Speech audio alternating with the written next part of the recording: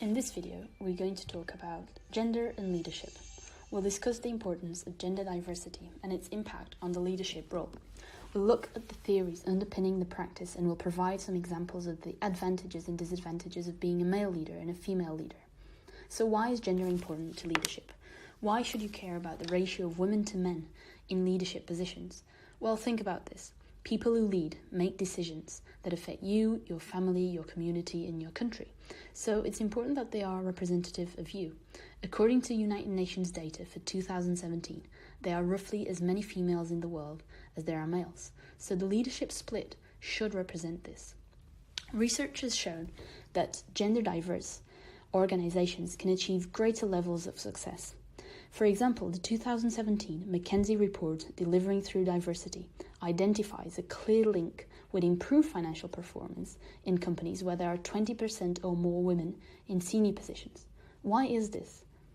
The US-based non-profit organization 2020 Women on Board, that focuses on increasing the number of women in leadership positions, suggests that women bring different perspectives to difficult issues facing businesses today. And this diversity of thought leads to better decision-making. There is also evidence of a year-on-year trend in the UK for more females than males to go on to further education. Of those who qualified in 2017, a higher percentage of females obtained a first or upper second class degree than males.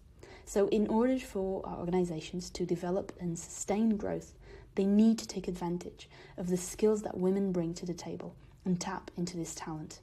So, while recognising that both genders have their own strengths, women are important to leadership as they make organisations more representative, facilitate organisational success, contribute with different points of view and approaches, and bring the skills and experience that today's organisations need to flourish.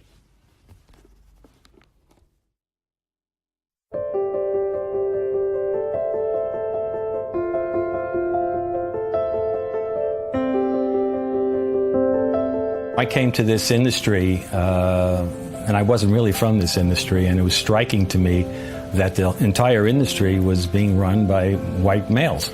And I just felt that we were missing a tremendous opportunity from a recruiting point of view, from a messaging point of view, and we embarked on this diversity and inclusion program at our company, not just because it's the right thing to do, it's because the business dictates that. The danger of groupthink in boardrooms or other conference rooms is a very dangerous phenomenon.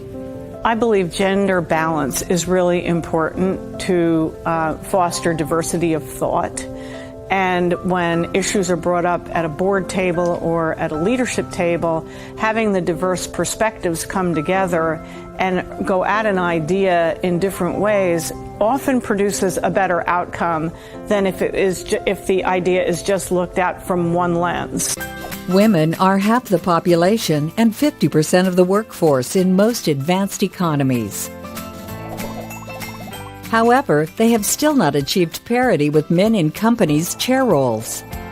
Surveying 14,500 companies worldwide, women represent on average only 11% of board directors. Women hold 17% of senior management roles in America's 100 largest companies. The equivalent figures for Europe and Asia are just 11% and 4%. Global. The difference between a male and female leader. Firstly, men provide direction for their employees. However, women encourage the employees to find their own direction.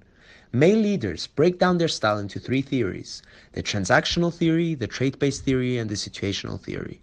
The transactional theory establishes give-and-take relationships that appeal to their subordinate self-interests.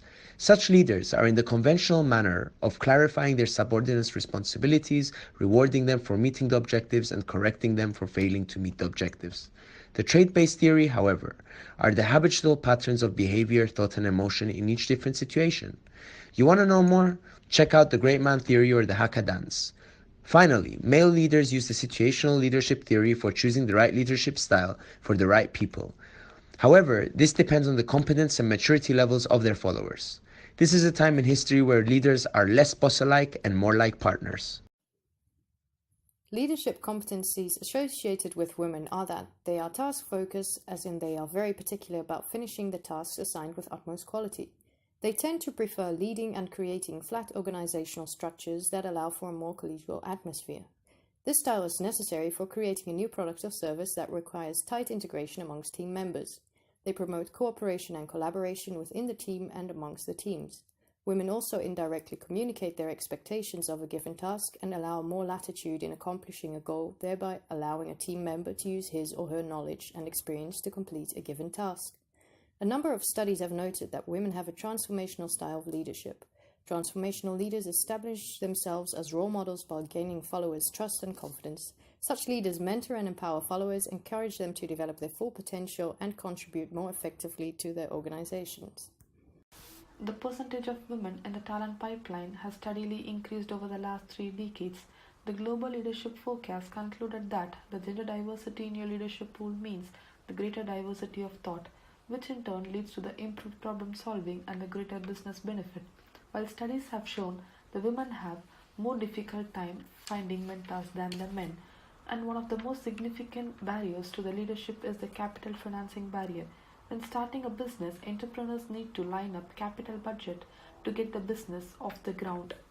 And they also lack of network. The female leaders are more likely to encounter difficulty because they are less likely to be associated with a network of people who can help them launch and sustain business. Although both men and women can face issues of self-doubt or lack confidence to complete the business market, men do not suffer from the same as a degree of prejudgment as they do women entrepreneurs.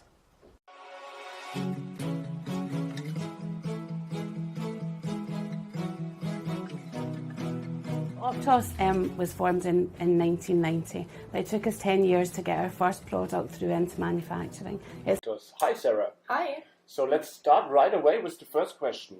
In your opinion, is the effectiveness of women's leadership on average more factual or perception-based? Interesting question. I would say it of course depends on the situation at hand, and there is no guarantee for a right decision solely based on perception, but it certainly helps to be aware of your team's concerns. Okay. And have you ever experienced that people tend to agree more with you because of your gender? No, personally in my organization no one is gender-based and we all work towards a common goal. Okay. And how do you describe your relationship with your peers compared to your procedure? I consider myself as more of a situational and empathetic leader, and I have received the feedback from my colleagues that they were missing these qualities in the previous head of manufacturing. Okay, that's very interesting. Thank you very much. Approaching the last questions now. In your opinion, what is the best decision-making process in times of a crisis? Oh, that's a tough question. Well, first of all, obviously I focus on the crisis at hand. There are no emotions involved here, just rational decision making and of course a careful weighing of options. It is always crucial to involve feedback and multiple arguments in the end to get the best outcome decision. Okay. And one final and very direct question in the end. In your experience, does the gender of a leader pose any issue? Well, in terms of work efficiency, there is no resistance when it comes to motivation or work ethics of my team. But the perception that men are more efficient leaders has of course been passed down and is really often fixated in people's mindset. And it is of course not something that you can change all of a sudden. But there is a shift in the industry and in people's perception, and I'm really glad to be part of this movement at this time. Okay. I understand this. Thank you so much, Sarah. Thank you.